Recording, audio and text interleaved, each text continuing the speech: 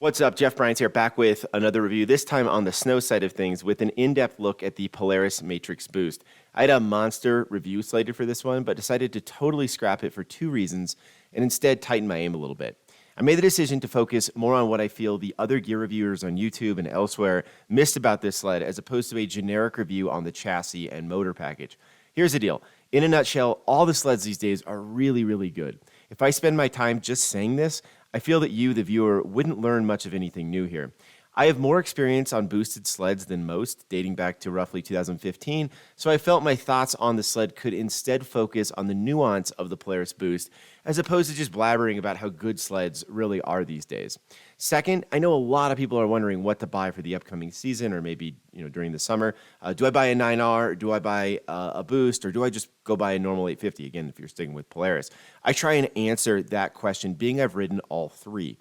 Let's start with an overview of the sled. Again, I'm not going to spend a ton of time here, at least relative to my other review, but this model that we're talking about is the 2022 850 Matrix Boost Khaos Slash 155 with a 2.75-inch track. I think I stand for all of us when I say Polaris needs to clean up their naming conventions. This is actually something I could do a whole video on, being this is part of why they continue to struggle bringing product to market in a timely manner. They are offering way too many options, many of which the consumer doesn't really care about in the first place.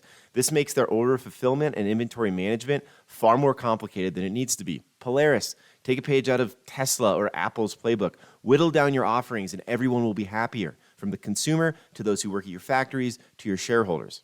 Those who haven't followed my channel, I think it's worth commenting on my riding style a little bit. I most enjoy the more technical side of the sport, going up, down, and across tricky mountains on the border of Idaho and Wyoming. The more it's like a snowable version of hard enduro, I guess you could say the more miserable I am, the more fun I tend to have. We get a fair amount of snow out here, probably in the neighborhood of 500 inches on average, at least in the mountains behind my house, but that doesn't mean it's always deep powder when we go ride. We literally see every type of snow one could imagine. Okay, let's talk a little bit about how the sled performed in its out-of-box configuration. To be honest, I was testing a lot all at once, including a brand new chassis, the shortened slash tunnel, the Khaos suspension package, and of course, the Polaris OEM 850 turbo package. Here are my initial thoughts. First, the chassis, to me, felt a lot like an Axis, just a little more refined. It was a nice iteration, but felt more like an evolution, not a revolution when compared, again, to the previous Axis chassis. The sled remained very balanced, and the small changes, such as the shorter tunnel, shorter running boards, cooler move forward, kept the sled from getting hung up or stuck as much. And again, the positioning of the cooler was a brilliant move from the engineering team, though I gotta be honest, I think they borrowed that one from Arctic Cat. Second, the motor package was amazing up top, by far the best pump gas turbo I've ever ridden when it comes to raw output. However, the bottom end left something to be desired. I'm going to talk about this more in a bit. Third, and most importantly, the sled was very limited by the suspension package. Namely, just wanted to wheelie everywhere while under boost. Before you jump all over me in the comments, I knew this would be a wheelie monster, being I went for the Khaos over the Pro RMK variant. Let's explore what changes when you go with the Khaos and why I went that direction, and really how I fixed what I didn't love about that. The Khaos package includes a handful of relatively minor changes to the skid of the snowmobile, including a more tipped-up rail. By the way, 2024, the rails are the same between the Pro and the Khaos.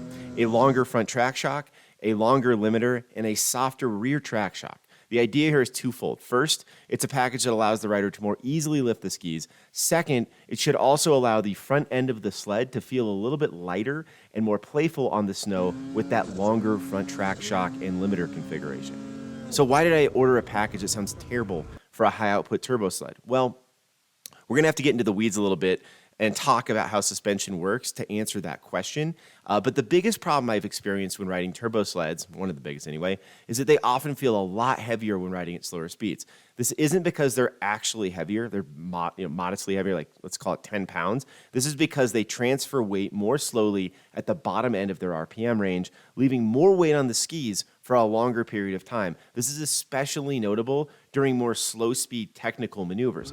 The idea I had to mitigate this was to go for the Khaos, which through its longer limiter and front track shock configuration should help the sled feel a lot more fun and less fatiguing in these situations. And then from here, I tuned the sled's rear track shock to mitigate transfer and keep the sled from essentially flipping over backwards on itself like it wanted to do. AKA, a stiffer rear track shock should put more power to me going up the hill, not back over on top of myself. Unfortunately, my idea wasn't enough to tame the sled. I had to do more than just tinker with the clickers or change the preload of the rear track shock. First, I simply softened the front track shock just a hair. This helps the sled get up on the snow a little more easily and stop pushing snow, i.e. trenching. Second, my attempts, like I said, to stiffen the rear track shock as it came from the factory just wasn't enough, so I ended up replacing it with an Assault track shock.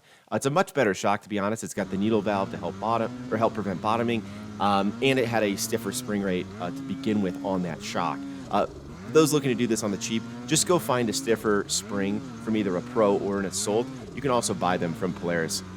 Third, I did shorten my limiter about a ½ inch. It's still longer than a Pro, but shorter than a stock Khaos.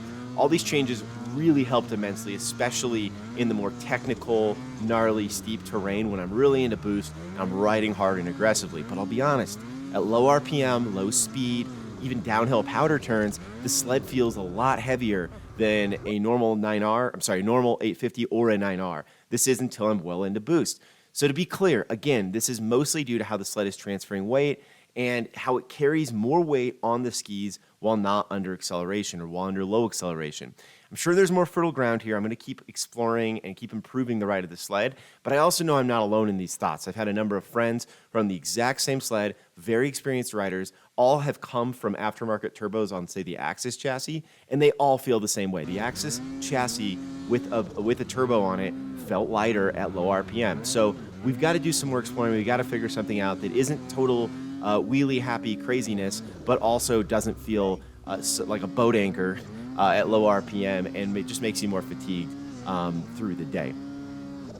With these changes made and me a lot happier with how the sled performed in the steeper, more gnarly terrain, which is really why I bought the thing, it was time to address some of the motor shortcomings, which actually came in the way of a recall. In short, I had to get my sled flashed to fix the quote-unquote brake issue. More on that junk show in a minute. As a result, my dealer moved me from the 2022 mapping to the 2023 mapping, which was extensively better. The bottom end got a lot crisper, and the sled got into boost more quickly, which actually helped the suspension problems I was noting. This is a good time for me to segue into a common complaint I hear about the sled, in that it has quote-unquote no bottom end. In some ways, this is totally true, but I'd suggest this is a very relative statement. When I compare this sled to most turbocharged sleds of yesteryear, I'd suggest it's got an incredible bottom end. It's awesome. However, when I compare this sled to the new crop of Skidoo factory turbos, the Polaris is absolutely a step behind with respect to bottom end performance. This isn't due to mapping, but it's due to the way the BRP engineers designed the intake and turbo system. In a nutshell, the Skidoo system is patented and takes the turbo out of the equation at low RPM, giving you the performance that you honestly only see in like a naturally aspirated sled. This gives a much more linear feel to the motor, and actually it comes into boost later, but you don't notice it. So it just feels like it has top end for days, and I would argue that it's got less top end, but it's just an incredibly smooth, incredibly linear feeling motor. Those who don't get what I'm talking about, in a normal turbocharged motor package, the turbo, when it isn't spinning, is kind of like shoving a potato into your exhaust. It's an impediment to the exhaust flow and the net output. Once the compressor gets spinning, it's no problem. But this is why our super powerful turbo sleds often feel really anemic down low in the RPMs. That is, again, except for the Skidoo. I'm going to sound a little bit condescending here, but the better the rider you are, the less this sort of thing matters.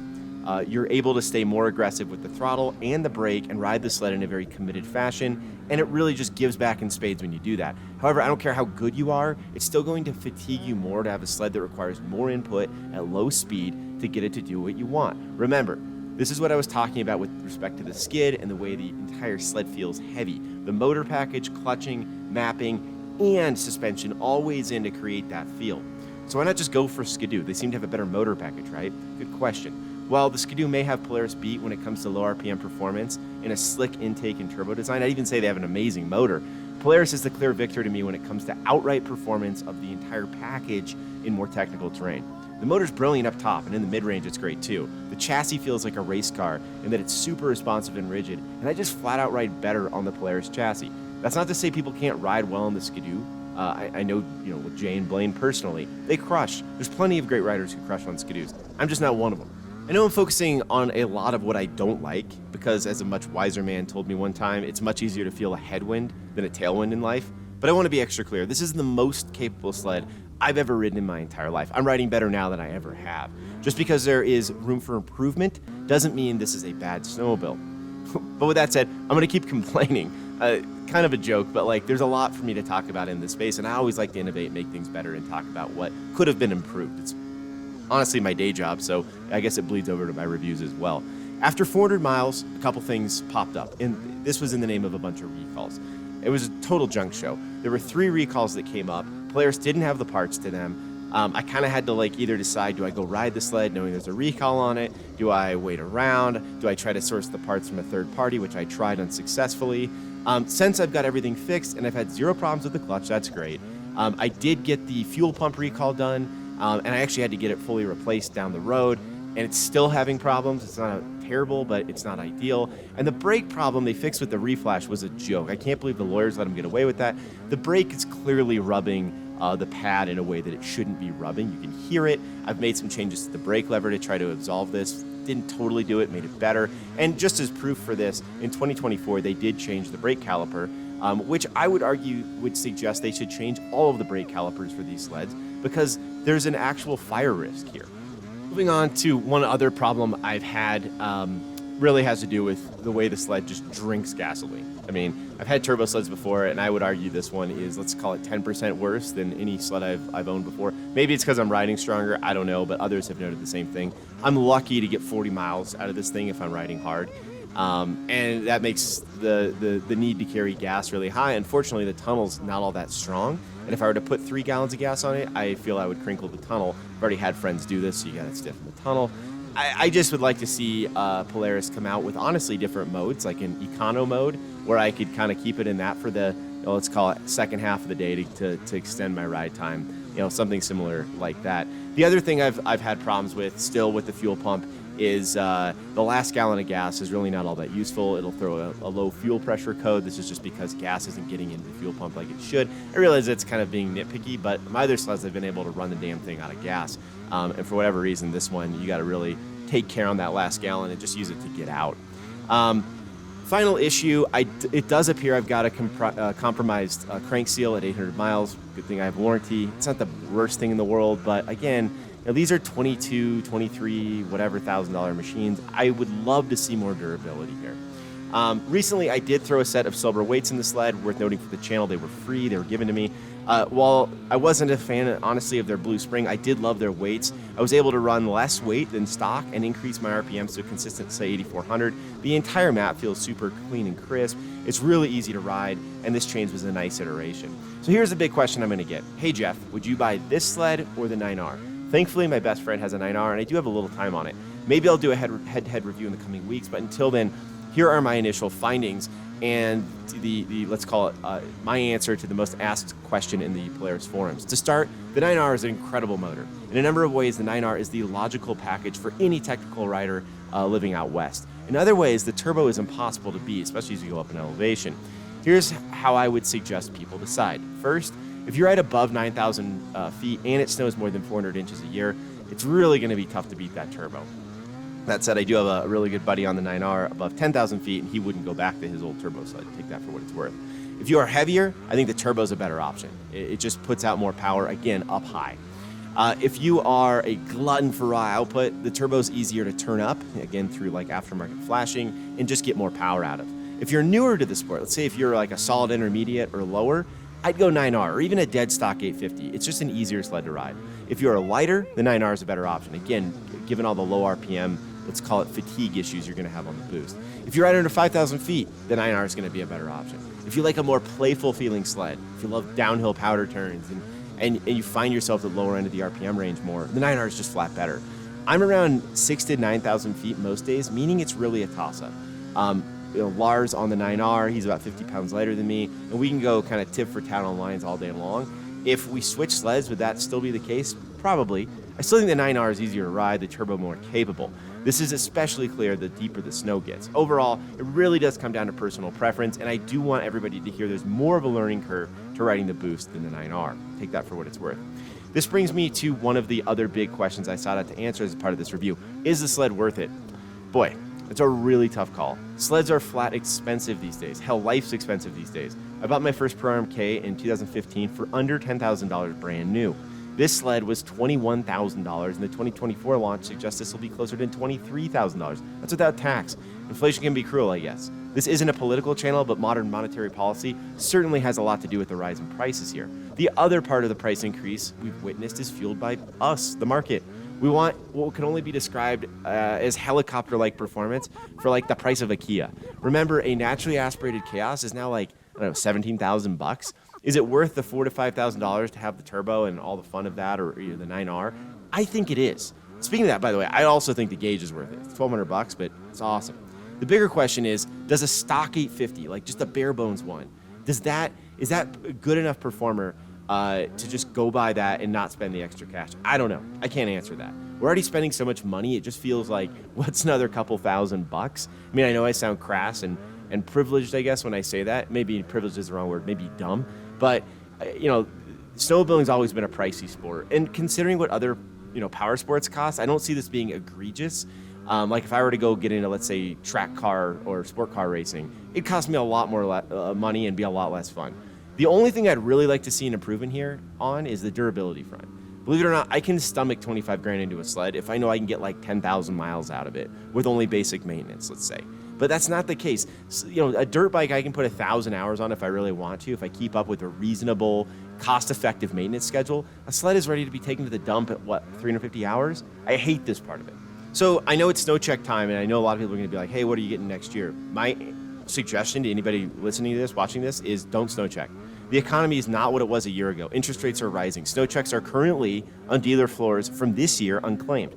Wait, and instead buy one of those holdovers or buy one from somebody that just couldn't flat make the deal happen. I think you're going to get a better deal. And the only noteworthy change for the upcoming season was that brake caliper change I talked about, which you'll probably be able to get and swap if you want, and the 3.2-inch track, which I'm not sure is better than the 2.75. I know it's probably going to be better in deep snow, maybe, but I've always been a bigger fan of the 2.6, 2.75 than the 3-inch stuff. They're just easier to ride. My guess is you're going to be able to find a boost, let's say December, November, right in there from this year, for about $2,000 off sticker. And I think that's going to be a better way for you to go buy your fancy new awesome snowmobile. So what are my parting thoughts? Well, the sled feels like the culmination of a decade of learning, iterating, and innovating by Polaris, the engineers there, and the aftermarket. It's really cool to see the garage tinkers and the tenured engineers come together to produce something like this, a reliable, high-output, 2-stroke pump gas turbo. Overall, this has been the most fun and most capable snowmobile I've ever owned. This shouldn't be a huge surprise, but it does leave me sitting around during the week, daydreaming of my next adventure into the hills by the house. Those of us who play on machines like this sure are lucky, and I think it just stands to recognize this. We all bitch and complain, but man, we're lucky to get to do this. Like a snowmobile really might be the most capable on-land machine the world has ever known. As always, thanks for the time, everyone. Throw questions and comments below. I'll do my best to answer them. And please, if you can, subscribe. The more people subscribe, the more I can keep doing this. Cheers, everybody.